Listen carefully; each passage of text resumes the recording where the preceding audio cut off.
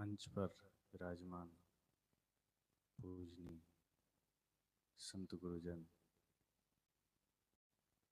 धर्म प्रेमी सज्जनों, माताओं,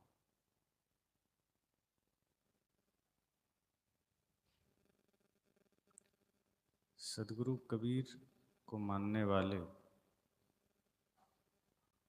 कबीरपंथी हो गए,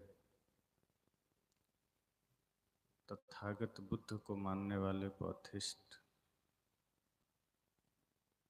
गुरु नानक देव को मानने वाले सिख,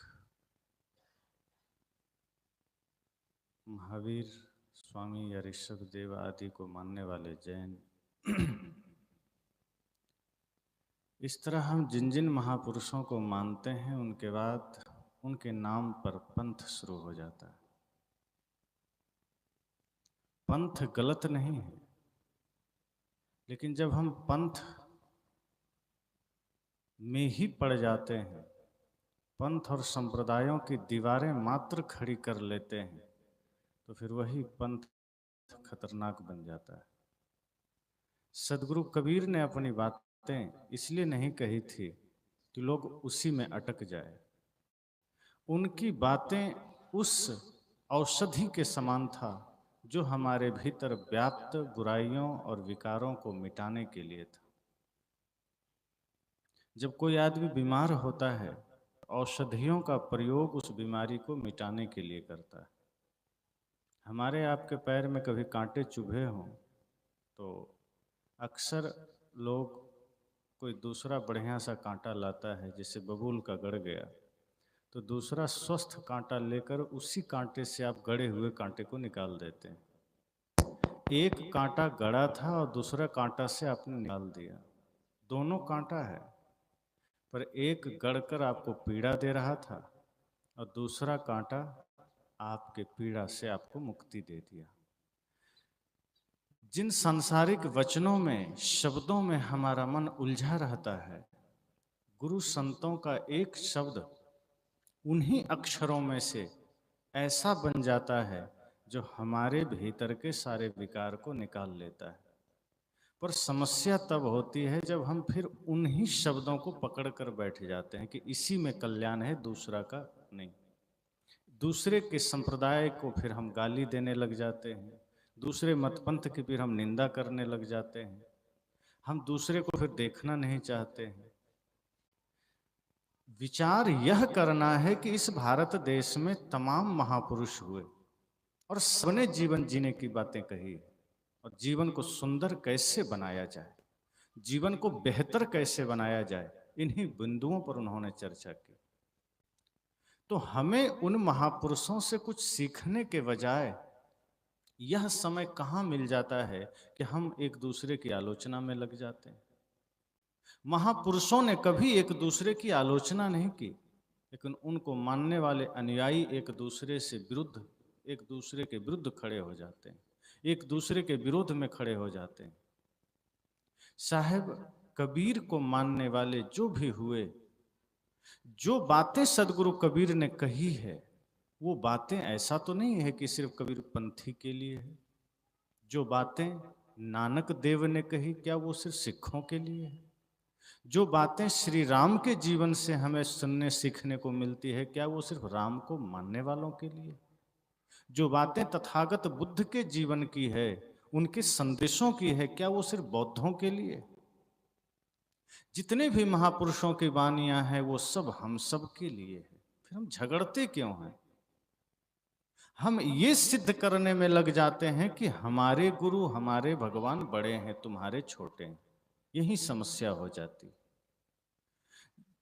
जिन महापुरुषों ने हमें सिखाया उदार बनो, जिन महापुरुषों ने हमें सिखाया कि सबके प्रति प्रेम का भाव रखो, हम उनको पकड़कर बाकी को नीचे करने में लगे रहते हैं। सदगुरु कबीर के बारे में ही अगर पूछा जाए कि अगर आप सदगुरु कबीर को मानते हैं तो क्या मानते हैं? उनके चित्र को मानते हैं कि उनके चरित्र को मानते हैं? तो निश्चय ही अधिकांश लोग यह कहेंगे कि हम उनके चरित्र को मानते हैं। सदगुरु कबीर के शरीर को मानते हैं या फिर उनके विचारों को मानते हैं? तो लोग कहेंगे हम विचारों को मानते हैं। और अगर विचारों को मानते हैं तो विचार कभी भी विरोध में नहीं होना चाहिए। सदगुरु कबीर का कोई भी विचार, सदगुरु कबीर का कोई भी ज्ञान किसी के विरोध में नहीं। ये गलतफहमियां डाली गई है लोगों के मन में कि कबीरपंथी विरोधी होते हैं, सदगुरु कबीर विरोधी हैं। सदगुरु कबीर ने सिर्फ यथार्थ बातें कही है। जो गंदगी थी, कचड़े थे, छंटते गए, जो सत्य था वो चमकता गया। और ये बातें सबने कही।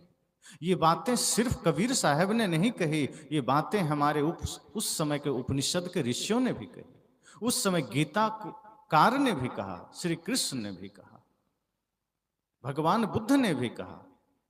हम इस देश में रहते हैं जिस देश की पहचान धर्म की पहचान है।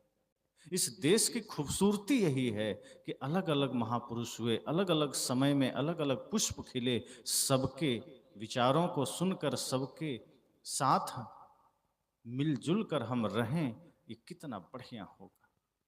अलग अलग ख्याल, अलग अलग विचार, अलग अलग पूजा पद्धति, अलग अलग विचारधारा, सब अपने अपने मंदिर में जाइए, अपने अपने पूजा घर में जाइए, अपने अपने महापुरुषों के आश्रय में जाइए, उनके स्मारकों पर जाइए। लेकिन जब वहां से लौटिए और जब आप एक दूसरे से मिलिए तो भाव से मिलिए, प्रेम से मिलिए। इसलिए तो किसी ने कहा मंदिर तोड़ो, मस्जिद तोड़ो तो कुछ नहीं मुजायका है, पर किसी का दिल मत तोड़ो, ये घर खास खुदा का है।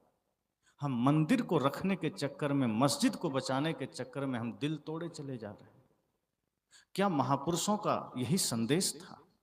हम धार्मिक चिन्हों को बचाने के लिए हम आदमी को ही मारे चले जा रहे हैं। आदमी ही नहीं रहेगा, इंसानियत ही नहीं रहेगी तो ये धार्मिक चिन्ह क्या करेंगे? असली धर्म यही तो है कि हम इंसानियत को जिंदा रख सकें। सदगुरु कबीर का ज्ञान मूल है। उनके शाखा, उनके पंथ के नाम पर अगर हमें ये लगता है कि वो कबीर पंथी है, ये बौद्ध पंथी है, ये जैन पंथी है, साहब कहते हैं यहाँ हमारे मन में समझ लो बीमारी खड़ी हो गई। हमने समाज को पंथों में बांट दिया, हमने समाज को संप्रदायों में बांट दिया, हमने समाज को दीवारों में कैद कर दिया। सदगुरु कबीर जब कहते हैं कि संपूर्ण धरती हमारा परिवार है, हमारे पूरा काल के ऋषि कहते हैं वसुधैव कुटुंबकम, क्या अंतर है? सदगुरु कबीर कहते हैं सब घट मेरो साइया। वो ये तो नहीं कहते कबीर पंथी के घट में मेरा साईं, वो कहते हैं सब घट मेरो साईं, कि सबके हृदय में मेरा परमात्मा बैठा है। वेद के ऋषि कहते हैं वसुधैव कुटुंबकम, कि पूरा पृथ्वी हमारा परिवार है। महावीर कहते हैं जियो और जीने दो, खुद भी जियो, दूसरों को भी जीने दो। ये सारे महापुरुषों ने संपूर्ण विश्व को एक सूत्र में बांधा और आज हम अपने समाज को बांटते चले गए। भारत आज एक सूत्र में नहीं बंधा है, दुनिया की तो बात छोड़ दीजिए। आज अगर हम देखें तो हमारा भारत भी भाषा के आधार पर बटा है, वस्त्र के आधार पर बटा है, संस्कृति के आधार पर बटा है, और भेदभाव, एक प्रांत वाले दूसरे प्रांत से भेदभाव कर रहे हैं, एक प्रांत वाले दूसरे प्रांत को गाली दे रहे हैं। जहां कभी हम कहते हैं भारत माता की जय, तो भारत माता में क्या है? क्या भारत माता में सिर्फ गुजरात है? भारत माता में सिर्फ राजस्थान है? भारत माता में सिर्फ उत्तर प्रदेश है? कि भारत माता में सिर्फ तमिलनाडु है? कि भारत माता में सिर्फ असम है?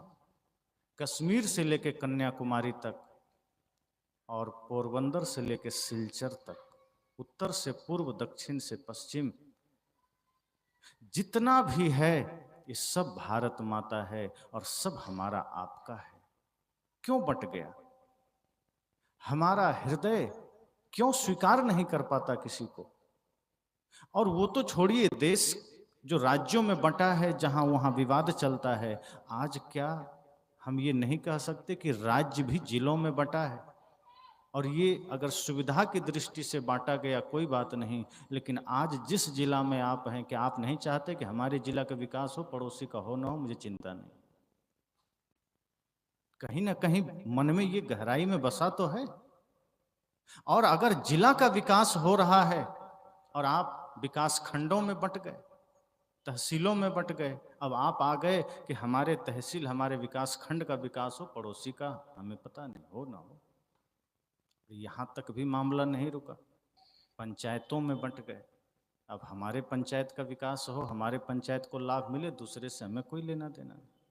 और पंचायतों में भी बात नहीं बनी तो गांवों में बंट गए। अब हम सोच रहे कि सिर्फ हमारे गांव में बढ़िया विकास हो जाए, पड़ोसी गांव से हमें क्या लेना देना, बस हमारा गांव बढ़िया विकसित हो जाए। लेकिन जब बात गहराई में उतरती है तो गांव तक भी हमारा मन नहीं रुकता। फिर हम गांव को मोहल्लों में बांट लिए कि हमारे मोहल्ले का विकास हो जाए, पड़ोसी का हमें नहीं पता। लेकिन जब मोहल्ले में बात आई तो मोहल्ले पर भी नहीं रुके। अब क्या कह दिए कि नहीं, इस मोहल्ले में सिर्फ हमारे घर का बढ़िया विकास हो जाए, हमारे घर के आगे विकास हो जाए, पड़ोसी घर वाले का पता नहीं। तो घरों में बंट गए। और जब घर तक मामला आया तब भी नहीं रुके। तब क्या कह दिए कि घर में अब मेरा ठीक हो, छोटे भाई का हो ना हो मुझे नहीं पता। छोटा भाई ने कह दिया बड़े का मुझे नहीं पता। अब घर भी बंट गया।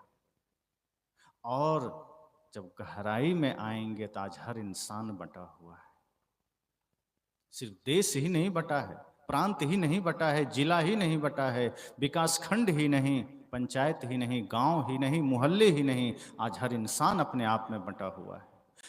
बटा हुआ इसलिए है क्योंकि आज व्यक्ति अपने आप पर नियंत्रण खो बैठा है। आंखें कुछ और देखना चाह रही है, कान कुछ और सुनना चाह रहा है, नाक आपको कहीं और ले जाना चाह रहा है, पैर आपको कहीं और ले जाना चाह रहा है। आदमी एक रूपता में नहीं है। साहब ने कहा संतो घर में झगड़ा भारी। ये जो भीतर जो झगड़ा मचा है, ये झगड़ा पूरा देश दुनिया तक पहुंच जाता है। हमारी इंद्रियां ही हमारे नियंत्रण में नहीं है। आप आज आंखों को भोजन न दें तो आंख आपको परेशान कर देती है। कान के भोजन से आंखों को कोई लेना देना नहीं। अगर आप कान को भोजन न दें तो आंख आपको परेशान कर देगी। आंख को भोजन न दें तो आंख परेशान, कान को भोजन न दें कान परेशान। इसका एक सहज उदाहरण आप यहां सुन लीजिए। मैं बोल रहा हूं, आपकी आंखें मुझे देख रही है, अभी बाजा बंद हो जाए, कान आपको बैठने देगा? आप मुझे देख रहे हैं आंखों से, पर बाजा बंद हो जाए तो कान कहेगा मुझे सुनाई नहीं दे रहा, जल्दी ठीक करो। कान को पसंद नहीं है कि आंख को मिल रहा है। और यदि अभी अंधेरा हो जाए, पर्दा लगा दिया जाए, आपकी आंखों को मिलना बंद हो जाए, कान को सुनाई देता रहे, आपकी आंखें कहेगी जल्दी पर्दा हटाओ। हुआ समन्वय। विवाद है कि नहीं भीतर? साहब ने इसीलिए कहा संतो घर में झगड़ा भारी। वो भारत का झगड़ा, देश का झगड़ा, राष्ट्र का झगड़ा, जिले का झगड़ा, राज्य का झगड़ा कोई मायने नहीं रखता, क्योंकि वो झगड़ा आपके मन मस्तिष्क से शुरू हुआ है। क्योंकि आपके भीतर ही वो एकता नहीं है, आपके भीतर ही वो अखंडता नहीं है। हमारा ही नियंत्रण अपने इंद्रियों, अपने मन, अपने वाणी पर नहीं है। हमारी इंद्रियां बहिर्मुख हो रही है, मन कहीं भाग रहा है, आंखें कुछ और देख रही है, कान कुछ और सुन रहा है। कुछ रसीले शब्द कान को चाहिए, सुंदर दृश्य आंख को चाहिए। साहब ने कहा ये समस्या हमारे जीवन की है, हमारे भीतर की है, और इसका परिणाम समाज भुगतता है, इसका परिणाम देश भुगतता है। आज यूक्रेन और रूस का युद्ध हो रहा है, कौन लड़ रहा है? किसका माइंड डिस्टर्ब हुआ? दोनों देशों के एक एक व्यक्ति का माइंड खराब हुआ, पूरा देश भुगत रहा है। पूरे देश के लोगों का माइंड में कोई बदलाव नहीं आया। रूस के राष्ट्रपति के माइंड में ये विचार आया और यूक्रेन के प्रधानमंत्री को ये विचार आया। दोनों के मन के झगड़े का परिणाम दोनों देश भुगत रहा है। हमारे मन में जो उथल पुथल मच रहा है, हमारे भीतर जो झगड़ा मचा हुआ है, उस झगड़े का निवारण ही नहीं हो रहा। हम पंथों के चक्कर में बढ़ते चले गए, संप्रदायों के चक्कर में बढ़ते चले गए, ज्ञान से कोई मतलब न रहा। और ये बंटना इतना खतरनाक होता चला गया कि हमारा दुश्मन कोई दूसरा नहीं, हम खुद ही बनते चले गए। कोई कहता है हमारा पड़ोसी हमारा दुश्मन है, भाई हमारा दुश्मन है। संत कहते हैं कोई आपका दुश्मन नहीं, आपका मन आपका दुश्मन है, जो आपके बस में नहीं है। आपके जीवन के सारे उथल पुथल आपके मन के वजह से। जिस दिन मन आपके नियंत्रण में हो जाएगा, ये सब आपको लगेगा पूरा देश, पूरी दुनिया एक परिवार है, पूरी सृष्टि ठीक है। जब हम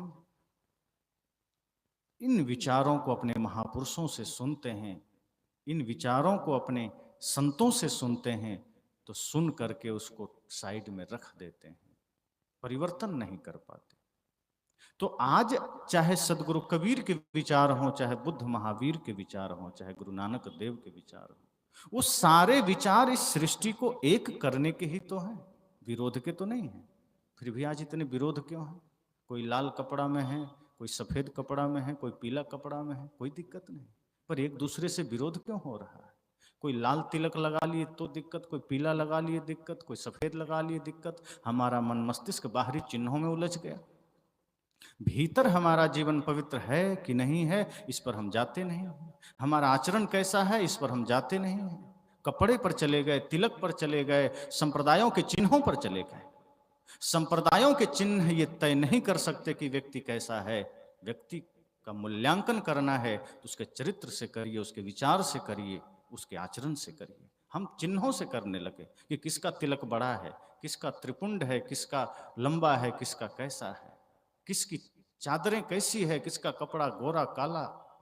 शरीर से व्यक्ति का पता नहीं लगाया जा सकता।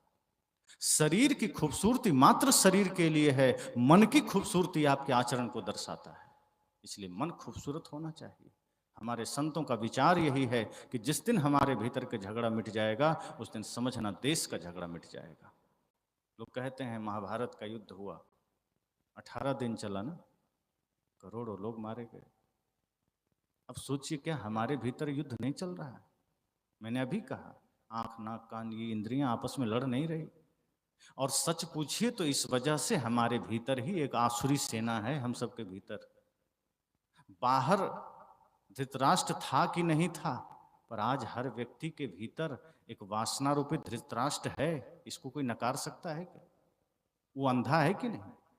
वासना अंधी होती है, अपने पराये को नहीं देखती है। वही तो धृतराष्ट्र है जो हमारे हृदय में बैठी वासना बनकर। वो धृतराष्ट्र जो इतना अंधा हो चुका है कि अपने पराये को नहीं देखता।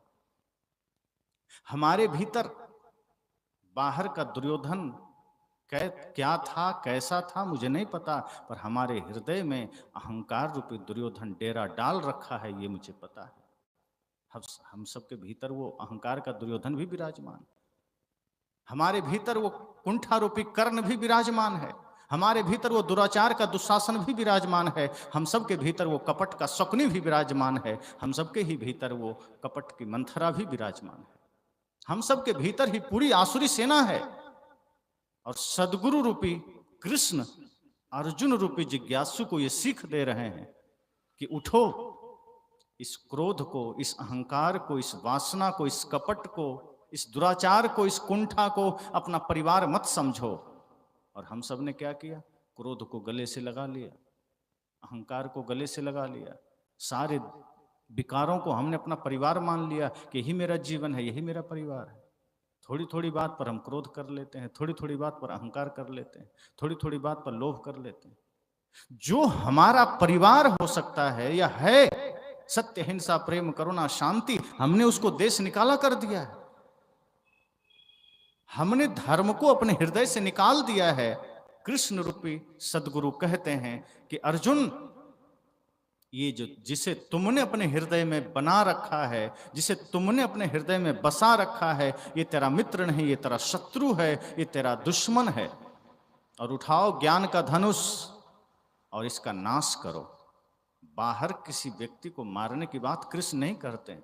हम सबके भीतर जो युद्ध चल रहा है, हम सबके भीतर जो महाभारत चल रहा है, कृष्ण ने उसी शत्रु को मारने की बात कही है।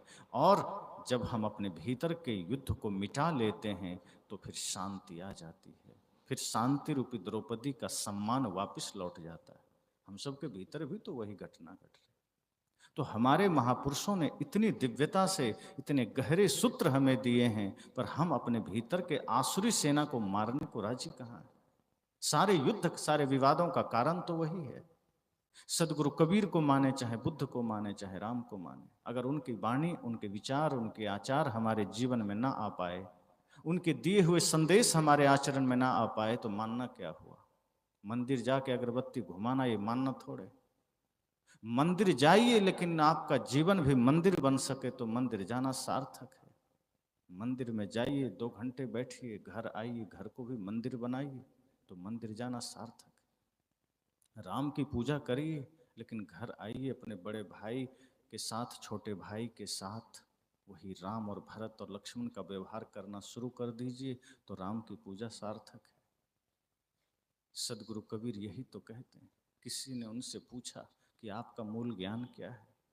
सदगुरु कबीर से किसी ने बड़े ही भाव से पूछा, गुरुदेव मैं जानना चाहता हूं कि आपका मूल संदेश क्या है, आपका मूल ज्ञान क्या है और सबसे बड़ी पूजा क्या है। साहब ने कहा, जीव दया अरु आत्म पूजा, इनसे बढ़कर देव नहीं दूजा। एक लाइन में साहब ने स्पष्ट कर दिया कि जीवों पर दया करना और आत्म पूजा अर्थात आत्मा की पूजा करना, क्योंकि आत्मा ही परमात्मा है। ये बात सिर्फ सदगुरु कबीर ही नहीं कहते। कई लोग कहते हैं कबीर पंथी थोड़े मानेंगे, परमात्मा तो अलग है। गीता में स्वयं भगवान कृष्ण ने कहा है, उपद्रष्टा अनुमंता च भारता भोक्ता महेश्वर परमात्मेति चाप्युक्ता देहिस्मिन् पुरुष पर। वे कहते हैं ये आत्मा ही उपद्रष्टा है, अनुमंता है, भरता है, भोक्ता है, महेश्वर है, परमात्मेति चाप्युक्ता। इतने सारे पदवी श्री कृष्ण ने आत्मा के लिए दिया है कि ये परमात्मा भी है और ये देह में ही रहता है। इसलिए ये शंका नहीं होनी चाहिए कि ये बातें किसी ने ऐसे ही कह दी। ये हमारे संत मनुष्यों ने, महापुरुषों ने कही है। और जब हम सबके भीतर उसी परमात्मा को देखने लगेंगे तो सबकी पूजा तो स्वाभाविक हो जाएगी। महापुरुषों की पूजा क्या है? हमारे महापुरुषों ने कहा था कि मुझे अगर सच में पूजना चाहते हो, मेरी पूजा करना चाहते हो तो जीवों पर दया करना। मुझे पूजा करना चाहते हो तो मैं सबके भीतर हूं, उनसे प्रेम रखना। मेरी पूजा करना चाहते हो तो माता पिता गुरु का सम्मान करना। मेरी पूजा करना चाहते हो तो अपने मुख से कभी गलत शब्द मत निकालना। अगर आप किसी भगवान या किसी महापुरुष की सच में पूजा करना चाहते हैं तो कोई दुर्व्यसन ग्रहण मत करिए, मुख से गालियां मत निकालिए, बुरे शब्द मत निकालिए। जब हम मनसा वाचा कर्मणा पवित्र हो जाते हैं, ये भगवान की पूजा ही है, ये महापुरुषों की पूजा ही है। तो आज हम सदगुरु कबीर जैसे महापुरुषों के पूजा तो कर लेते हैं, पर पूजा पूजा तक ही सीमित रखते हैं, उनके विचारों को अपना विचार नहीं बना पाते। जिस दिन हम संतों के विचार अपना विचार बना लें, उनके आदर्श अपना आदर्श बना लें और अपने भीतर एक क्रांतिकारी परिवर्तन ला करके हम स्वयं समाज में परिवर्तन लाने को तत्पर हो जाएं, समझ जाइए आप धार्मिक हो गए, आपका जीवन सार्थक हो गया। आज हम धार्मिक परिवर्तन या समाज में जरूरी परिवर्तन है उसका हिस्सा कहाँ बन पाते हैं? कई बार विवाद का हिस्सा बन जाते हैं, कई बार उलूल जलूल हरकतों के हिस्सा बन जाते हैं, जहां तहां घर की लड़ाइयों का हिस्सा बन जाते हैं, किसी के जीवन में कोई नुकसान हो रहा है उसका हिस्सा बन जाते हैं। पर किसी के जीवन में कोई दीप जल सके, किसी के परिवार में कोई खुशियां आ सके, उसका हिस्सा बनने को राजी नहीं। इस जीवन की सार्थकता ही इसमें है कि आपके वजह से किसी के चेहरे पर मुस्कुराहट आ जाए। इस जीवन की महानता ही इसमें है कि आप किसी का घर बसा सके। इसलिए सदगुरु कबीर से जब लोगों ने कहा कि आपका मूल ज्ञान क्या है, उन्होंने कहा जीवों पर दया करना और आत्मा की पूजा करना। और वो पूजा कर्म की पूजा होगी, वो पूजा इन अगरबत्तियों से संभव नहीं है, ये पूजा दीप जलाकर संभव नहीं है। इसका मतलब साहब ने दीप जलाना मना नहीं किया, एक श्रद्धा का प्रतीक है, आस्था है, भक्ति है, दीप भी जलाइए, लेकिन असली दीप अपने कर्तव्यों से जलाइए, अपने कर्म से जलाइए। जिस दिन हमारा कर्म पूजा बन जाएगा उस दिन असली पूजा हो गई। इनसे बढ़कर देव नहीं दूजा, साहब ने कहा जिस दिन हम सबके भीतर परमात्मा का दर्शन करने लग गए, जिस दिन हम सब की सेवा करने लग गए, इससे बड़ा ना कोई देव है, ना इससे बड़ा कोई पूजा है। और ये भाव हर व्यक्ति के भीतर आत्मबल प्रदान करता है, हमारे आपके आत्मशक्ति को जागृत करता है। फिर भी लोगों ने सदगुरु कबीर से नफरत किया कि वो कुछ नहीं मानते, ऐसा नहीं मानते, वैसा नहीं मानते। सदगुरु कबीर का दर्शन संपूर्ण मानवता के लिए अमृत है। और जब भी ऐसी बातें आती है तो सदगुरु कबीर ने कहीं नहीं कहा कि मैं मनुष्यता का विरोधी हूं। आपने कहीं पढ़ा है कि सदगुरु कबीर ने कहा हो कि मैं इंसानियत का विरोधी हूँ, उन्होंने कहीं कहा हो कि मैं सत्य का विरोधी हूँ, कि मैं प्रेम का विरोधी हूँ, कि मैं न्याय सेवा भक्ति का विरोधी हूँ, कि मैं किसी देश का विरोधी हूँ। जिस संत के मुख से ये बात निकले कि मैं रोवूं इस जगत को मोको रोवे न कोय, वो किसी का विरोधी कैसे हो जाएंगे? जिनके हृदय में इतनी करुणा है, इतना प्रेम है कि वो समस्त सृष्टि के लिए चिंता में है, सबके लिए आंसू जिनके आंखों में हो, वो किसी का विरोधी नहीं। सदगुरु कबीर का जीवन वैसा ही है जैसे सूरज है। अब सोचिए, जब सूर्योदय होता है तो सूर्योदय से दुख किसको होता है? बताइए, सूर्योदय होने से किसको कष्ट है? मेरे ख्याल से दो आदमी को कष्ट है, दो लोगों को। एक या तो जो उल्लू है या चोर, क्योंकि चोर को अंधेरे में चोरी करने को मिलता है। अब सूर्योदय होने लगे तो कष्ट तो होगा ही, और दूसरा कष्ट होता है उल्लुओं को, क्योंकि उसको रात में दिखता है, सूर्योदय पर दिखता नहीं। तो जब ज्ञान का सूर्योदय जब भी होगा, कष्ट उन्हें ही होगा जिनकी प्रवृत्ति उल्लुओं की है या चोरों की है।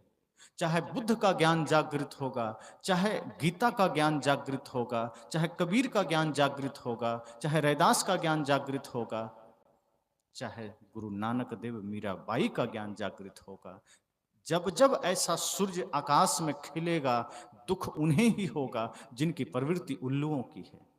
अब उससे संत दुखी नहीं हुआ करते।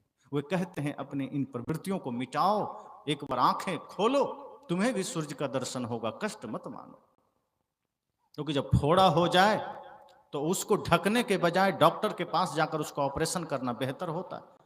अगर आपने ऑपरेशन नहीं किया तो कैंसर भी बन सकता है। अगर भीतर अंधविश्वास, चमत्कार, आडंबर का कैंसर मौजूद है, गांठ मौजूद है, सदगुरु कबीर कहते हैं डरना मत, बचाना मत, छिपाना मत, किसी गुरु के पास जाकर दे देना, समर्पित हो जाना और उन आडंबरों पर चोट करने देना। क्योंकि गुरु तुम्हें मारने नहीं आया है, गुरु तुम्हें नया जीवन देने आया है। क्योंकि गुरु तुम्हें मारना नहीं चाहता है। गुरु कुम्हार शिष्य कुंभ है, घड़ी घड़ी काढ़े खोट, अंदर हाथ सहार दे बाहर मारे चोट। गुरु की ममता, गुरु का वात्सल्य किसी मां से कम नहीं है। आपके जीवन में अगर कोई गांठ है, कोई बीमारी है, कोई समस्या है, सिर्फ गुरु उसे मिटाना चाहता है, आपको नहीं। लेकिन ध्यान दीजिए, मिटाने में भी गुरु अपना प्यार का हाथ पहले अंदर लगा देता है, बाहर से चोट मारता है। कुम्हार जब घड़ा को सही करता है तो डायरेक्ट हाथ नहीं चलाता, वो अंदर एक हाथ से सहारा देता है, बाहर से मार मार के घड़े को सुंदर बना देता है। घड़ा वहां कहे कि नहीं नहीं मुझे मत मारो, तो घड़ा टेढ़ा मेढ़ा रह जाएगा, कोई खरीदेगा नहीं। घड़े को सुंदर कौन बना रहा है? कुम्हार बना रहा है। एक पत्थर पड़ा है, नेपाल से जो बड़ा सा पत्थर आया, योगराज या योगीराज किसी ने, जिसने राम जी की मूर्ति बनाई, महीनों लग गए, छेनी हथौड़ी चलाए, उस पत्थर को राम जी का एक बाल स्वरूप आकार दे दिया। अगर वो पत्थर कहता मुझ पर छेनी मत चलाओ, तो वो पत्थर आज इतना पूजा नहीं जाता। जब हम गुरु के ज्ञान का हथौड़ा सहते हैं, उनके ज्ञान के थपेड़े को सहते हैं और अंदर उनके प्रेम का हाथ भी महसूस करते हैं, तो जीवन बदल जाता है। इसलिए अगर कभी गुरु के ज्ञान का सूर्योदय देखने का अवसर मिले तो आंखें बंद मत करिए, अपने कदम पीछे मत करिए। मौजूद परंपराओं के कुछ अगर मान्यताएं है, कुछ अगर अंधविश्वास है मन में, कुछ अगर पाखंड है, तो उन गांठों को निकल जाने दीजिए, निर्भ्रांत हो जाइए, यथार्थ बन जाइए। एक इंसान की पहचान है यथार्थवादी हो जाए, असली पूजा समझ जाए। सदगुरु कबीर ने तो असली पूजा बताया। उन्होंने ये नहीं कहा कि मंदिर में पूजा करो और बाहर लोगों से झगड़ा करो, कि इस मुख से भगवान का नाम भी जपो और इसी मुख से किसी को गाली भी दो। सदगुरु कबीर कहते हैं अगर इस मुख से तुमने नाम जपा है तो कभी इस मुख से गाली मत निकालना। इसी मुख से प्रार्थना बोला है तुमने, इसी मुख से भगवान का नाम लिया है, इसी मुख से तुमने गुरु का नाम लिया है, ध्यान रहे जीवन पर्यंत इस मुख से, इस होठों से फिर दूसरा कोई अपशब्द निकलना नहीं चाहिए। सदगुरु कबीर तो उसे निरंतर करने की बात करते हैं। लोग कहते हैं 1 घंटे पूजा कर लो काम बन जाएगा, सदगुरु कबीर कहते हैं उसी पूजा को कंटिन्यू कर दो। जो तुमने मंदिर में किया है वही भावना तुम घर में कर लो। इसलिए सदगुरु कबीर का ज्ञान किसी एक का नहीं, हमारे महापुरुषों का ज्ञान किसी एक का नहीं, संपूर्ण सृष्टि के लिए, संपूर्ण मानवता के लिए। आज आप गहराई से सोचिए, हिंसा चाहे इंसानों की हो रही हो, चाहे जीव जंतुओं की हो रही हो, कितनी असहनीय। गाय काटी जा रही है, पीड़ा होती है। गाय सबसे उपयोगी है इस सृष्टि में, देशी गाय सबसे उपयोगी है। लेकिन जितने लोग ध्वज लेकर के ये नारा लगाते हैं गौ हत्या बंद हो, वे लोग भी मुर्गी खा रहे हैं, मछली खा रहे हैं, बकरी खा रहे हैं। उनको ये चिंता नहीं है कि बकरी की भी हत्या हो रही है, उसमें भी प्राण है, मछली भी मारी जा रही है, मुर्गी भी मारी जा रही है। सदगुरु कबीर यहीं पर एक कदम आगे बढ़कर कहते हैं कि गाय जरूरी है, उपयोगी है, माँ का दर्जा मिला है गाय को, उसको बचाइए। लेकिन ध्यान रहे, मुर्गी ने आपका कुछ नहीं बिगाड़ा है, उसको भी मत मारिए। बकरी ने आपका कुछ नहीं बिगाड़ा है, उसके भीतर भी परमात्मा बैठा है, आप उसकी हत्या क्यों किए चले जा रहे हैं? मछली को क्यों मारे चले जा रहे हैं? एक और कहते हैं प्रभु मछली के रूप में इस धरती पर अवतार लिए, उसी मछली को खाए चले जा रहे हैं। साहब कहते हैं भगवान के नाम पर, देवी के नाम पर जो हिंसा चल रही है, ये जो अत्याचार चल रहा है, ये जो पाप का खेल चल रहा है, साहब कहते नहीं, जीव मति मारो बापुरा, सबका एक ही प्राण। हत्या कबहु न छूटी है जो कोटिन सुनहु पुराण। वो ये नहीं कहते कि एक जीव को मत मारो, दो जीव को मत मारो, आदमी को मत मारो, गाय को मत मारो, मुर्गी को मत मारो। नहीं, एक लाइन में साहब कहते हैं जीव मत मारो। संपूर्ण प्राणियों के प्रति उनके हृदय में करुणा है, प्रेम है। वे कहते हैं जीव मात्र की हत्या मत करो। जो कष्ट आपको होता है, थोड़ा सा आपको कहीं छोटी सी चोट लग जाए, पट्टियां बांध कर बैठे रहते हैं, और सोचिए हम जीवों पर बेरहमी से तलवार चला देते हैं, उसको कितना कष्ट होता होगा।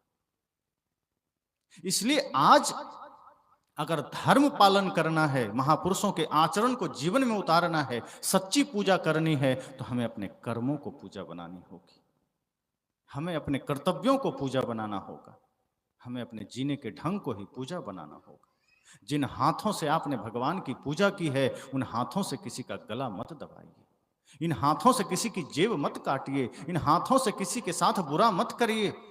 जिन पैरों से चलकर आप तीर्थ की यात्रा किए हैं, जिन पैरों से चलकर आपने संत दर्शन किया है, भगवान के मंदिर का दर्शन किया है, इन चरणों को कभी शराब खाने मत ले जाइए, इन चरणों को कभी गलत जगह मत ले जाइए। जिन आंखों से प्रभु का दर्शन हुआ है, गुरु का दर्शन हुआ है, उन आंखों से अश्लील चीजें मत देखिए। जिस दिन ये परिवर्तन आएगा, गुरु कबीर कहते यही मेरा दर्शन है, यही मेरी पूजा है, फिर विरोध किसका? सदगुरु कबीर ने किसी का विरोध नहीं किया, उन्होंने सिर्फ बुराइयों का विरोध किया है। उन्होंने निष्पक्षता पूर्वक समाज में फैले अंधविश्वास का विरोध किया है। पक्षपात किया उन्होंने, कि ब्राह्मणों के लिए कहा तो मुल्लों को छोड़ दिया, पादरी को छोड़ दिया। जहां जहां उनको त्रुटियां लगी चुन चुन कर, और जहां अच्छाइयां लगी हाथ जोड़कर स्वीकार किए। निष्पक्षतापूर्वक, उन्हें बुराइयों पर चोट करने में उन्हें कोई गुरेज नहीं, और अच्छाई को स्वीकार करने में कोई शर्म नहीं। तभी तो वो कहते हैं, कहें कबीर जो अब की बूझे सोई गुरु हम चेला, वो चेला बनने को तैयार है। कितना निर्मल है मन। वे कहते हैं जो इस बार इस जन्म में समझ लेगा ज्ञान को, जो अपने जीवन का कल्याण कर लेगा, जो अपने भीतर की शक्ति को जागृत कर लेगा, वही मेरा गुरु है, मैं उसका चेला बनने को तैयार हूं। वो सदगुरु कबीर किसी का विरोधी नहीं हो सकते। सच तो यह है कि हमने विरोधी मान लिया है। हम सोए हैं, कोई जगा दे, हम उसको भी दुश्मन मान लेते। आप गहरी नींद में है, कोई जगा दे, आपको बड़ा बुरा लगता है। मूर्छा से जगाने वाला सदैव हम दुश्मन मानते हैं उसे। कोई मूर्छा से जगाया, नींद से जगाया, आदमी गुस्सा कर जाता है। हम अज्ञानता की नींद में हैं, भ्रम की नींद में हैं। सदगुरु कबीर ने जगा दिया, सुलाया नहीं। वो कहा नहीं, मैं तुम्हें जगाने आया हूं, सुलाने नहीं। और जहां सुलाया दुख हो गया। मैंने कहा कि अगर फोड़ा हो जाए तो उसकी रक्षा मत करिए, शरीर में कोई गांठ हो जाए तो उसकी सुरक्षा मत करिए। डॉक्टर के पास जाइए, समर्पित कर दीजिए। क्षण भर को कष्ट होगा, लेकिन वो निकल गया, सुखी आप ही होंगे। डॉक्टर को क्या सुख मिलेगा? कुछ नहीं। अगर सदगुरु कबीर के विचार हमारे भीतर गड़े हुए अंधविश्वास के गांठ को निकाल रहा है, सदगुरु कबीर के विचार हमारे भीतर गड़े हुए पाखंड के गांठ को निकाल रहा है, हमारे भीतर अंध मान्यताओं के गांठ को ध्वस्त कर रहा है, तो स्वीकार कर लीजिए। क्योंकि ये अंधविश्वास, पाखंड, जातिवाद, छुआछूत, भ्रम, ये इंसानियत का सबसे बड़ा दुश्मन है। ये हितैषी नहीं हो सकता। इंसान इंसान से प्रेम करे, ये दर्शन सदगुरु कबीर का है। इंसान इंसान से भेद ना करे। जातियों के आधार पर किसी को छोटा बड़ा मानना, इस पर सदगुरु कबीर बहुत कड़क हो जाते हैं कि नहीं, इंसान बड़ा और छोटा कर्म के आधार पर होता है। तुमने जातियों के आधार पर बांट दिया समाज को। जातियों के आधार पर कोई बड़ा नहीं होता। आदमी बड़ा होता है अपने कर्म से, आदमी बड़ा होता है अपने व्यक्तित्व से, अपने विचारों से। अगर जाति के आधार पर बड़ा होता तो रावण ब्राह्मण कुल में जन्म लेकर भी राक्षस न कहलाता, और जाति के आधार पर कोई छोटा होता तो माता सबरी के द्वार राम न जाते, निषाद से गले न मिलते। इसलिए साहब ने कहा कि मेरी जो यात्रा है वो सिर्फ इतनी सी है कि सत्य सबके जीवन में हो। मेरी जो देशना है, मेरी जो शिक्षा है, मेरा जो संकल्प है, वो सिर्फ इतना है कि प्रेम सबके हृदय में हो, सभी प्रेम के पथिक बन सकें, सभी सत्य के पथिक बन सकें। ये अंधविश्वास, चमत्कार, भ्रम, ईर्ष्या, द्वेष, मेरा तेरा, कहते इन सब को हटा दीजिए। थोड़े दिन की जिंदगी है, ले क्या जाओगे? ये सब झंझटें लाद करके जाओगे, कहीं डूबना ही डूबना है। ये संसार रूपी सागर में पार नहीं कर पाएंगे, इतने सारे भ्रम का बोझा लेके, इतने सारे अंधविश्वास पाखंड का बोझा लेके। अगर आपने मन को हल्का कर लिया, अपने आप को हल्का कर लिया, गुरु ज्ञान से सारे कचड़े हटा दिए, तो सागर पार कर जाएंगे। इसलिए सदगुरु कबीर किसी के विरोधी नहीं है, लेकिन फिर भी लोग कहते हैं कबीर तो हमारा विरोधी है। कई लोग ऐसा कहते हैं। अक्सर लोग पूछते हैं, कई जगह तो इतने खतरनाक मामला आ जाता है कि लोग झंझट कर देते हैं, झगड़ा कर लेते हैं कि कैसे बोल दिया, कैसे कह दिया ऐसा। और सदगुरु कबीर को न समझने के कारण ऐसा होता है। सदगुरु कबीर ने जो साफ सुथरी बातें कही है, उसको न समझने के कारण ऐसी गलतफहमियां पैदा हो जाती है। और कई बार ऐसा भी होता है कि जो सदगुरु कबीर ने कहा है, उनके संदेशों को बीच में जो संदेशवाहक है वो थोड़ा सा उटपटांग पहुंचा दिया, सही नहीं पहुंचाया, तो आदमी सोचता है कबीर ही गलत है। अब संदेशवाहक के पहुंचाने में त्रुटि हो गई तो कबीर से ही नफरत हो गई। संदेशवाहक ने त्रुटि की तो हम राम से ही नफरत कर लेते हैं, संदेशवाहक ने त्रुटि की तो हम कृष्ण से नफरत कर लेते हैं। संदेशवाहक तो माध्यम है, जो समझा उसने बोला। सदगुरु कबीर आकर थोड़े बोल गए कि मैं ऐसा ही कहना चाहता था जैसा इसने कहा। हम उनकी वाणियों को आधार बनाकर हम रखते हैं बातें। वो हम पर निर्भर है कि हम समाज को जोड़ना चाहते हैं या तोड़ना चाहते हैं। सदगुरु कबीर की वाणियों को हम ऐसा भी रख सकते हैं जिससे समाज टूट जाए, पर इसका मतलब सदगुरु कबीर समाज को तोड़ना चाहते थे क्या? वो एक नया समाज निर्माण करना चाहते थे। वो तो संपूर्ण विश्व को एक परिवार बनाना चाहते थे। वो हम लोगों पर निर्भर है कि हम उसको किस तरह से आपके बीच रखते हैं। अगर हम ये चाह लें कि हमें समाज को तोड़ना है तो हम तोड़ने की बात करके चले जाएंगे। लेकिन अगर हमारे भीतर ये भाव है कि नहीं, सदगुरु कबीर ने जो कहा समाज को जोड़ने की बात, हम कोशिश वही कर जाएं कि लोगों का दिल से दिल मिल सके, गले से गले मिल सके। कोई विरोध नहीं, न जाति के आधार पर कोई विरोध हो, न धन संपदा के आधार पर कोई विरोध हो, न भाषा के आधार पर विरोध हो। साहब ने कहा कर्म के आधार पर कोई बड़ा छोटा होता है, कर्म के आधार पर कोई पवित्र अपवित्र होता है।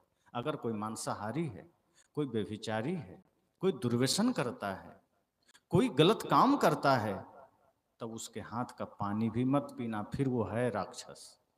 लेकिन अगर कोई देवात्मा है, अर्थात शुद्ध शाकाहारी वैष्णव है, प्रेम में जीता है, मैत्री में जीता है, दया है उसके अंदर, फिर वो किसी जाति का हो, उसके हाथ का पानी क्या भोजन भी सहर्ष ग्रहण करना जैसे कोई परमात्मा के हाथ का प्रसाद हो। कोई विरोध नहीं। गलत कर्म का विरोध है, और गलत कर्म का ही विरोध हो, गलत कर्म करने वाला इंसान से नहीं। साहब कहते हैं बुराइयों का प्रतिकार करना, बुराई जिसके भीतर है उसी को मत मार देना, ये फिर और अनर्थ हो जाएगा। अंगुलीमाल कितना बुरा था, सोचिए, राजा भी डरता था, उसके सैनिक भी डरते थे, लेकिन जब बुद्ध से सामना हुआ तो बुद्ध ने तलवार लेके उसको काट नहीं दिया। भगवान बुद्ध ने उस आतताई से भी प्रेम किया, उस पर भी अपनी करुणा की दृष्टि डाली और बड़े ही भाव से अपने वचन कहे। और पहली बार ऐसा हुआ, जो अंगुलीमाल किसी सेना के सामने सिर नहीं झुकाया, जो अंगुलीमाल किसी राजा के सामने सिर नहीं झुकाया, जिसके सामने कोई आ गया वो बेहोश होके मर के भागा, वहां से मर के गया, जिंदा नहीं गया। इतना खूंखार, इतना आतंक फैलाने वाला उस दिन अंगुलीमाल, जिसका भयंकर आतंक था चारों ओर, निहत्थे सौम्य महात्मा बुद्ध के करुणा के सामने सिर झुका दिया। सोचिए कितना ताकत था भगवान बुद्ध की करुणा में, उनके प्रेम में, उनकी दृष्टि में। उन्होंने उन सारे आतंक को अपने करुणा से शांत कर दिया।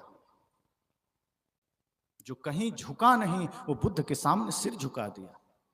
बुद्ध ने तलवार का प्रयोग नहीं किया, बुद्ध ने ज्ञान का, प्रेम का प्रयोग किया। अगर हमारे जीवन में वही प्रेम है, हमारे जीवन में वही करुणा है, तो बुरा करने वाला भी चेत सकता है, और चेते न चेते हमें चेत कर जाना है।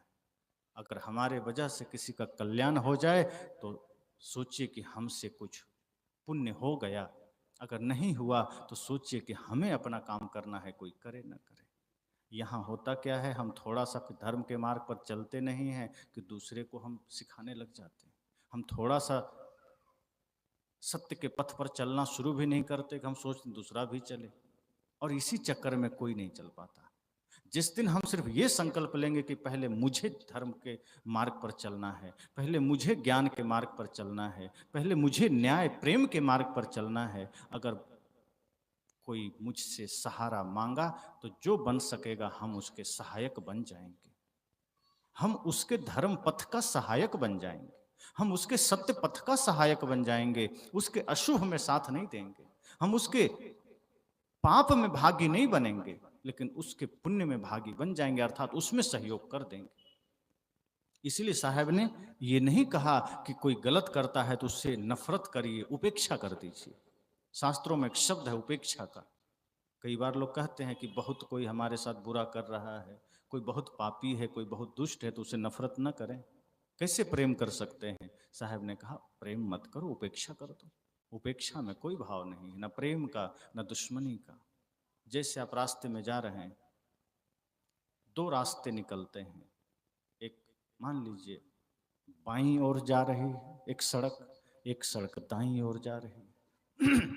आपको जाना है दाईं ओर, आप क्या करते हैं? बिना बाईं ओर के सड़क को कुछ कहे, बोले, गाली दिए दाईं ओर मुड़ जाते हैं। कि ऐसा थोड़े करते हैं कि खड़े होकर ये इधर सड़क क्यों गई, हमको तो इधर जाना ही नहीं है, फालतू बना दिया इधर सड़क। नफरत करते हैं क्या? चुपचाप आपको जिधर जाना है मुड़ जाते हैं, उधर का रास्ता में जिसको जाना होगा वो चला जाएगा। आपका पथ प्रेम का है, आप प्रेम के पथ पर चलिए। अगर कोई नफरत भी बांट रहा है, कोई घृणा भी बांट रहा है, उपेक्षा करके मुड़ जाइए। राग न द्वेष, उपेक्षा। इसलिए उपेक्षा जरूरी है। अगर कोई गलत है, नफरत नहीं करिए, घृणा मत करिए, क्योंकि वो नफरत, वो घृणा आपको कष्ट देगा। आपको तो लगता है हम उससे नफरत कर लेंगे, बड़ा अच्छा है, कोई नफरत करने लायक है। नहीं, वो नफरत आपको पीड़ा पहुंचाएगा, वो नफरत आपको कष्ट देगा। इसलिए अच्छा है कि अपने हृदय में नफरत आने ही मत दीजिए। यही तो हमारे महापुरुषों का ज्ञान है कि अपने हृदय में प्रेम को जगह दीजिए, अपने हृदय में समता, मैत्री, करुणा को जगह दीजिए। तो सदगुरु कबीर का दर्शन यही है, मूल ज्ञान यही है कि जीव दया और आत्म पूजा, इनसे बढ़कर देव नहीं दूजा। जिस दिन हम ये भाव जागृत कर लेंगे, नफरतें मिट जाएगी, समाज में सभी लोग वैष्णव हो जाएंगे। लेकिन हम शास्त्रों को बांट लिए, महापुरुषों को बांट लिए, और अधिक हुआ हमने सबको मंदिरों में रख दिया, ग्रंथ बना के उसको लाल कपड़े में लपेट के सिर झुकाने लगे, पूजा करने लगे। ग्रंथ पूजा की वस्तु नहीं, ग्रंथ जीवन में उतारने की वस्तु है। ग्रंथ में छिपे हुए सत्य को आचरण में जोड़ने की जरूरत है। मंदिर में बैठे हुए भगवान को समाज में लाने की जरूरत है। हमने चालाकी की, मंदिर बनाए, भगवान को वहां बंद कर दिया, कैदी की तरह ताला लगा दिया। ऐसे जैसे हमारा कोई कैदी बंद हो, जब मन ताला खोला, जब मन लगाया। भगवान को दिल में बिठाइए, ये सबसे बड़ा मंदिर है। वहां बिठा दिया, कोई बात नहीं, सदगुरु कबीर कहते हैं बिठाओ, ठीक है, पर उन्हें अपने अपने महापुरुषों को, अगर आपने कबीर को मंदिर में बिठाया, उस मंदिर से निकाल के अपने दिल में बिठाइए। राम को मंदिर में बिठाया, वहां से ला के दिल में बिठाइए। हमने मंदिर में भगवान को बिठा दिया, दिल में शैतान को बिठा दिया। तभी तो आदमी झूठ बोल रहा है। भगवान में मंदिर है, पूजा करके आया, माता से बुरा बर्ताव कर रहा है, पिता से झगड़ा कर रहा है, भाई से झगड़ा कर रहा है। कौन करवा रहा है? अगर हृदय में राम का निवास हो जाए, अगर हृदय में कबीर का निवास हो जाए, वो व्यक्ति झगड़ा करेगा? हमारे दिलों में असुर शक्ति ने डेरा डाल दिया है, हमारे हृदय में शैतान ने डेरा डाल दिया है। अच्छा हो कि अपने दिल को मंदिर बनाइए। और जिस दिन हम मंदिरों से भगवान को अपने घर ले आएंगे, जिस दिन हम मंदिरों से भगवान को अपने हृदय में ले आएंगे, जिस दिन शास्त्रों के ज्ञान को अपने जीवन में ले आएंगे, उस दिन कल्याण हो गया। सदगुरु कबीर यही कहते थे कि हमने सबका विभाग बांट दिया, इतना चालाकी से सारा काम किया ताकि हम कुछ भी गलत करें तो ना भगवान देख सके, ना शास्त्र का कोई उदाहरण सामने आए। इसलिए हमने सबको साइड कर दिया, बीच में हमने अपना रास्ता खाली कर लिया कि झूठ बोलना पड़े हम झूठ बोलें, किसी से नफरत करना पड़े नफरत करें, किसी से गलत करना पड़े गलत करें, हिंसा करें, अत्याचार करें, भ्रष्टाचार करें। साहब कहते हैं नहीं, जब महापुरुष आपके हृदय में आ जाएंगे, आप गलत कर ही नहीं पाएंगे। इसलिए ये जीवन में बहुत जरूरी है। सदगुरु कबीर किसी के विरोधी नहीं, वो सिर्फ पाखंड के विरोधी हैं, वो सिर्फ अन्याय के विरोधी हैं, वो सिर्फ आडंबर के विरोधी हैं, वे सिर्फ अंधविश्वास के विरोधी हैं। और ऐसे सदगुरु कबीर से अगर कोई नफरत कर रहे हैं, अगर उनके उदय से किसी को कष्ट है, तो निश्चय ही उसकी प्रवृत्ति उल्लू की होगी, वो फिर ज्ञानी नहीं हो सकता, वो इंसान नहीं हो सकता। राम की मर्यादा का अगर कोई विरोध करता है, कृष्ण के प्रेम का कोई विरोध करता है, फिर वो इंसान कैसे हो सकता है? जो समाज को प्रेम की शिक्षा दे रहे हैं, जो समाज को मर्यादा की शिक्षा दे रहे हैं, जो समाज को जीने की शिक्षा दे रहे हैं, वे महापुरुष हृदय में धारण करने योग्य हैं। हम उनसे नफरत कैसे कर सकते हैं? अगर कोई राम से ही नफरत कर रहा है, गलत करता है। उदाहरण दे देते हैं, राम जी ने सीता को निकाल दिया, पत्नी को, राम जी ने शंबुक को मारा, तमाम तरह की घटनाएं कहाँ कहाँ से लाके नफरत कर लेते हैं। हजारों उनके अच्छे कर्तव्य हमें दिखाई नहीं देते, हमारी दृष्टि उन्हीं चीज़ों पर जाती है जो जिससे समाज में द्वेष फैले। सदगुरु कबीर कहते हैं वहाँ दृष्टि मत ले जाइए। आप रास्ते में जा रहे हैं, कंकड़ के बीच में कोई हीरा का टुकड़ा गिरा हो, आप क्या उठाते हैं? हीरा कि कंकड़ उठाते हैं? वहाँ आपकी बुद्धि काम कर जाती है कि हमके कंकड़ से क्या मतलब, हमें हीरा से मतलब है। लेकिन जब शास्त्र पढ़ते हैं तो वहाँ कंकड़ उठाते हैं, हीरा छोड़ देते हैं।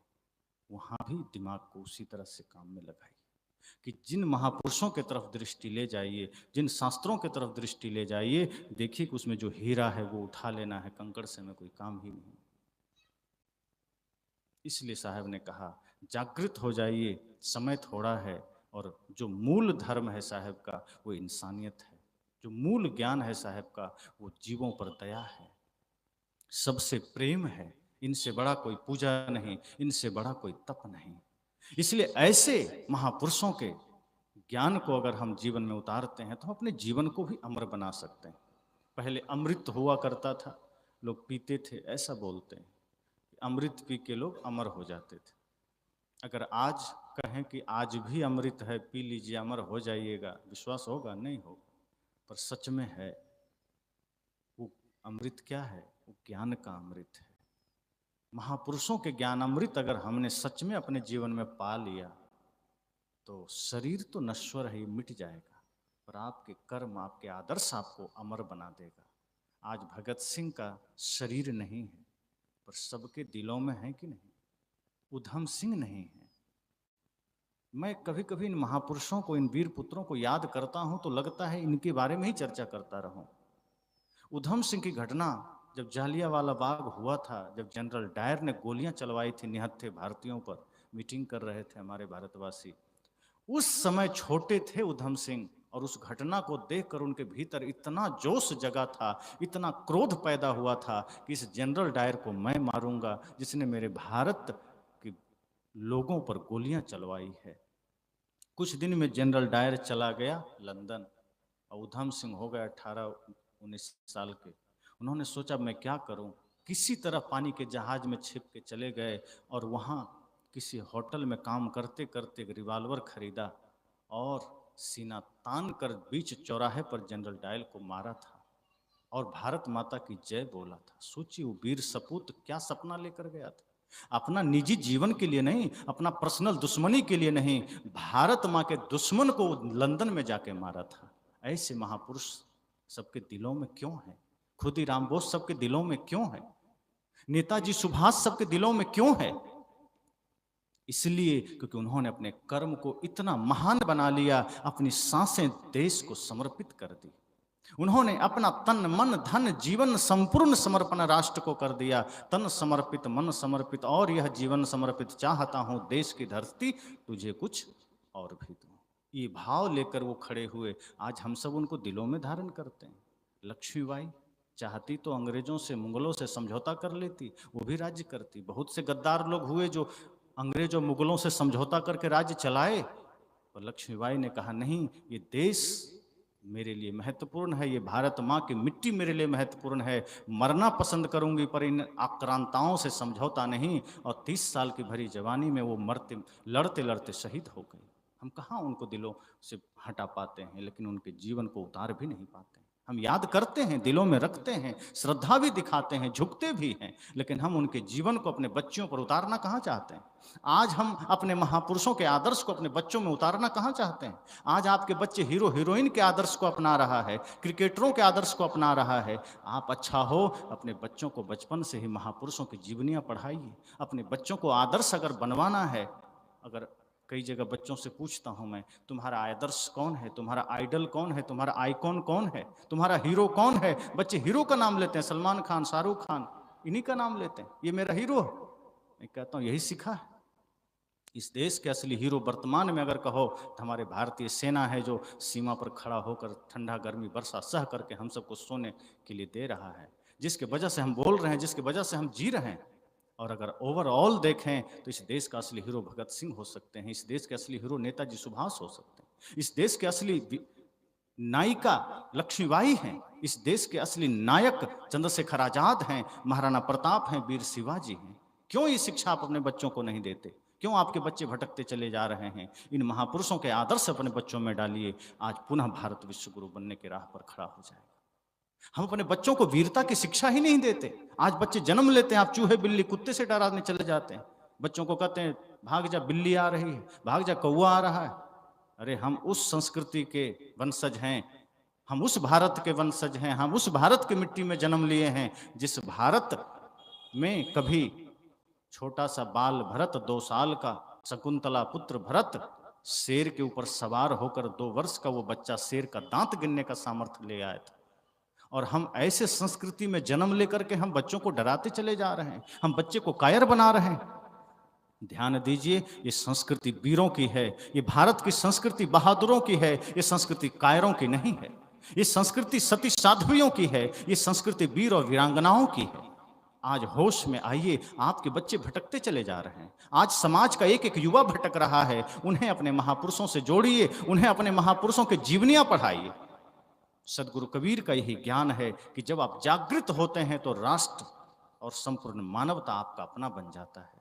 आज राष्ट्र से द्रोह करके लोग खड़े हैं, हंसते हैं, मुस्कुराते हैं। मैंने कहा कि सोचिए, उधम सिंह 19 वर्ष की अवस्था में शहीद हुए। आज हम दिलों में धारण करते हैं कि नहीं? शरीर नहीं है उनका, महाराणा प्रताप शरीर नहीं है, दिल में है कि नहीं? दिल में है। उन्हें अपने अपने संस्कारों में भी उतारिए। जिन महापुरुषों को हमने दिल में जगह दिया है, उन्हें दीवाल में भी दीजिए। आज दिल में जगह है, दीवाल में हीरो हीरोइन है। आपके घरों के दीवाल पर हीरो हीरोइन लगा है, वहाँ अपने महापुरुषों को लगाइए। अपने बच्चों में उन महापुरुषों के आदर्शों को जगाइए। अगर आज अपने अपने बच्चों के जीवन को आदर्शों से सींचा तो आपके घरों में श्रवण कुमार का पुनरागमन होगा और आपके बच्चे फिर आपको वृद्धाश्रम नहीं भेजेंगे, आपको 4 धाम की यात्रा कराएंगे। लेकिन आज हमने अपने संस्कारों को बिगाड़ा है, आज हमने अपनी नियत को बिगाड़ा है। हमने अपने महापुरुषों के संदेशों को सिर्फ शास्त्रों में सीमित रखा है, हमने अपने महापुरुषों को सिर्फ मंदिरों में सीमित रखा है। सदगुरु कबीर कहते हैं, मंदिरों से बाहर निकाल कर अपने घर आंगन में महापुरुषों को लाइए। अगर राम के आदर्श को जीवन में उतारना है तो राम को मंदिर से बाहर निकाल कर दिल में बिठाइए। दिल में रावण बैठ गया है, राम मंदिर में बैठ गए, अंतर यहीं पड़ गया। इसलिए हमारे जीवन में इतने सारे अनैतिक कर्तव्य हो रहे हैं, इसलिए हमारे बच्चे बिगड़ते चले जा रहे हैं। मैंने कहा, अपने बच्चों को अगर सही भविष्य देना है तो आज अपने बच्चों को अपने महान पुरुषों का जीवनियां पढ़ाना शुरू कर दीजिए। अगर आप चाहते हैं आपका भी बुढ़ापा सुखद हो जाए तो अपने बच्चों में वो संस्कार डालिए जो हमारे महापुरुषों में था और वो बचपन से था उनमें। इसलिए मैं कई बार पूछता हूं बच्चों से, क्या बनोगे? बच्चे कुछ भी नाम लेते। एक बार पूर्णिया में था, सदगुरु आचार्य श्री धर्मस्वरूप साहिब जी ने एक बच्चे से पूछा, बेटा क्या बनना चाहते हो? कुछ समय की पहले की बात है। उस बच्चे ने कहा, छोटा सा बच्चा था, 5 साल 6 साल का, उसने कहा मैं सिंघम बनना चाहता हूँ। कोई फिल्म रिलीज हुई थी, वो यही बोला। साहब का ये क्या है? तो लोगों ने बताया कोई फिल्म आई है। साहब ने सिर पर हाथ रखा, कहा तुम रामकृष्ण बुद्ध महावीर कबीर नहीं बन सकते, उनके जैसा संकल्प नहीं ले सकते, भगत सिंह चंद्रशेखर आजाद जैसा नहीं ले सकते। कम से कम इतना तो सिखाओ कि IAS IPS बन सके, इतना तो सिखाओ कि डॉक्टर इंजीनियर बन सके। ये क्या सिखा रहे हो? एक पिता अपने बच्चे को इतना गलत रास्ते पर कैसे भेज सकता है? आप पिता हैं, आप जनक हैं। जनक मतलब जो सिर्फ बच्चे के शरीर को जन्म नहीं देता है, माता पिता वो है जो उसको संस्कारों का भी जन्म दे। अगर आप उसके संस्कार को जन्म नहीं दे रहे तो उसके भविष्य की हत्या आप कर रहे हैं। इसलिए ठान लीजिए कि आज हम अपने बच्चों को संस्कारों से भी पूज्य बनाएंगे। शरीर को तो जन्म दे दिया, खाने पीने के लिए शिक्षा दे दिया, लेकिन उसके जीवन को सम्मानित करने के लिए संस्कार का बीज भी आपको डालना है। और ये काम माता सीता ने करके दिखाया था। वहां राम जी नहीं थे, जंगल में अकेली थी, विश्वामित्र वशिष्ठ वाल्मीकि जी के आश्रम में, वाल्मीकि अकेले आश्रम में, अन्य बच्चे, माता सीता लाचार। वो सोचती कि राम जी नहीं है, लक्ष्मण जी नहीं है, हम कैसे करें? छोड़ देते हैं। क्या होता? राम जी का बच्चा बिगड़ गया, यही ना होता? माता सीता ने क्या कहा? हमारे ऋषियों ने कहा माता निर्माता भवती। सिर्फ जन्मदात्री नहीं है मां, निर्मात्री भी है। ऋषियों ने कहा कि एक मां अगर ठान ले तो अपने बच्चे का निर्माण कर सकती है। जन्म तो देती ही है, जन्म तो कोई भी जानवर भी दे लेता है, लेकिन सच में माता वो है जो अपने बच्चे को जन्म देने के साथ साथ उसको उसका निर्माण भी करे, जो उसके संस्कारों के साथ जन्म दे। माता सीता ने संकल्प लिया कि नहीं, राम जी की मर्यादा पर कोई दाग हम लगने नहीं देंगे। और लव कुश को इतना विद्वान बनाया, इतना चरित्रवान बनाया, इतना शक्तिवान बना दिया कि जो सेना रावण से ना हारी वो लव कुश से हार गई। ये आदर्श, ये शक्ति माताओं की है। आप ठान लें, आपके बच्चे आज सही रास्ते पर चल देंगे। यही सदगुरु कबीर और ऐसे सभी महापुरुषों का ज्ञान है कि अपने जीवन की ज्योति को भी जगाइए और ताकि वो ज्योति समाज के लिए भी दिशा का काम कर सके। हमारी खुद की ज्योति बुझी है और समाज भी बुझ रहा है। हम धर्म के पथ पर न चलने को राजी हैं, न धर्म पथ पर किसी को चलाने को राजी। हमारा दुनिया ही अलग हो गया। जब तक धर्म में होते हैं धर्ममय हो जाते हैं, परिवार में जाके परिवारमय हो जाते हैं, शराब खाने में जाके शराबमय हो जाते हैं। साहब कहते हैं जागृत होइए, कोशिश कीजिए आपका जीवन सदैव ज्ञान के उजाले में रहे। ऐसा नहीं कि उजाले में से जाइए चारों तरफ अंधेरे में चले जाइए। यहाँ से वो ज्ञान का दीप जागृत करके जाइए। भयंकर अंधकार भी कहीं मिल जाए तो आपका दिया उस अंधकार को चीर सके। आपके भीतर का आदर्श, आपके भीतर का ज्ञान तमाम विकारों को दूर कर सके। जब ये शिक्षा स्वयं के जीवन में होगा तो आपकी संतानें भी दिव्य होंगी। और यही इस देश की परंपरा रही है, यही इस देश की गरिमा रही है। हमारे महापुरुषों ने वो करके दिखाया, हमारे वीर वीरांगनाओं ने वो करके दिखाया। उन्होंने कभी पीछे नहीं हटा। शिवाजी ने कहा कि ये शीश मां भारती के चरणों में झुकेगा, मुगलों के सामने नहीं झुकेगा। गर्दन कट सकता है पर झुकेगा नहीं। समझौता नहीं किया। इतनी वीरता भरिए अपने बच्चों में जो राष्ट्र के लिए खड़ा हो सके, समाज के लिए खड़ा हो सके। यही महापुरुषों की शिक्षा है। मैं एक दिन कहा था, वो बात यहाँ भी कह दूं कि आज हमारे समाज में जो विकृति आई है उसका एक कारण ये भी है, हमने भगवान श्री कृष्ण को देखा है, उनके चित्रों में जो प्रतीक है कि बांसुरी भी है, एक हाथ में सुदर्शन चक्र भी है। तो जब महापुरुषों का ज्ञान हमें मिला तो हम भारतवासी ने क्या किया, श्री कृष्ण के बांसुरी को तो स्वीकार किया, उनके प्रेम को स्वीकार किया और हम प्रेम का पैगाम देना शुरू किए। लेकिन जब सीमा पर खतरा आया तो हमने सुदर्शन चक्र स्वीकार करना हम भूल गए और बांसुरी के वजह से भारत, अफगानिस्तान अलग हो गया, पाकिस्तान अलग हो गया, ईरान अलग हो गया, बर्मा अलग हो गया, बांग्लादेश अलग हो गया। काश उस वक्त प्रेम की वंशी छोड़कर सुदर्शन चक्र उठाए होते तो आज भारत अखंड होता। ये गलती हमने किया है, हम उल्टा कर रहे हैं। अपने लोगों के साथ प्रेम की वंशी हाथ में लेना चाहिए। हम यहाँ सुदर्शन चक्र लेके घूम रहे हैं, कभी पिता से झगड़ा, माता से झगड़ा, भाई से झगड़ा, पड़ोसी से झगड़ा, यहाँ सुदर्शन चक्र ले घूम रहे हैं। और जहाँ सीमा पर सुदर्शन चक्र की जरूरत है वहां बंसी लेके खड़े। उल्टा हो गया। हमें ये काम करना होगा, जैसे प्रेम की वंशी प्रेम का प्रतीक है, समाज में शांति का पैगाम लेके चलना है। जरूरी है हम भारतवासी प्रेम से रहें, लेकिन जब देश पर कोई संकट आए वहां सुदर्शन चक्र भी जरूरी है। इसलिए अपने बच्चों को वीरता की भी शिक्षा दीजिए, शास्त्र की शिक्षा दीजिए, शस्त्र की शिक्षा दीजिए, लेकिन वो शस्त्र अपनों के लिए नहीं हो, वो देश के दुश्मनों के लिए हो।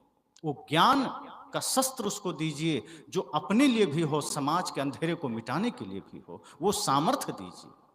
इसलिए मैंने कहा कि अगर कोई कहे सदगुरु कबीर का मूल ज्ञान क्या है, तो सदगुरु कबीर ने स्वयं कहा, जीव दया और आत्म पूजा, इनसे बढ़कर देव नहीं दूजा। अगर ये भाव हमारे भीतर आ गया, अगर जीवों पर करुणा, जीवों से प्रेम आ गया और सभी आत्माओं की पूजा, अर्थात जितने भी इस धरती पर हैं, चाहे वो कोई भी जीव हो, अगर सबके प्रति हमारा भाव जागृत है, सबके प्रति हमारा श्रद्धा का भाव है, प्रेम का भाव है, तो इससे बड़ी पूजा कुछ भी नहीं। और तभी राष्ट्र महान बनता है, तभी राष्ट्र विश्व गुरु बनता है। और कभी हमारा देश विश्व गुरु था, पुनः ये भारत विश्व गुरु बन सके, इस महान यज्ञ में हम सब थोड़ा ही सही अपनी आहुति अगर दे सकें तो निश्चय ही हमारा जीवन सार्थक होगा। इस अंतिम घड़ी में, इस अंतिम सत्र में इतना ही कहकर वाणी को विराम देता हूँ।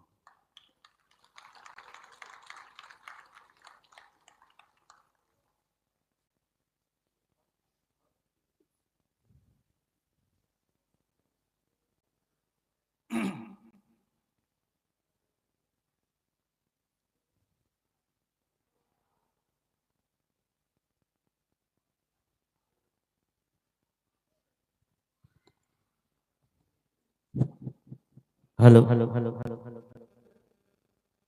बोल परम पूज्य सदगुरुदेव कबीर साहब जी की, कबीर साहब जी की। अभी आप सुमधुर सत्संग का आनंद ले रहे थे। अंतिम दिवस था, अंतिम बेला थी, और जो बात आदरणीय साहब जी ने जीवन जीने की कला समझाई, वह सबसे महत्वपूर्ण बात थी कि बच्चों में कैसा संस्कार होना चाहिए। लोग अभी चल रहे हैं प्रदीप मिश्रा जी का, एक लोटा जल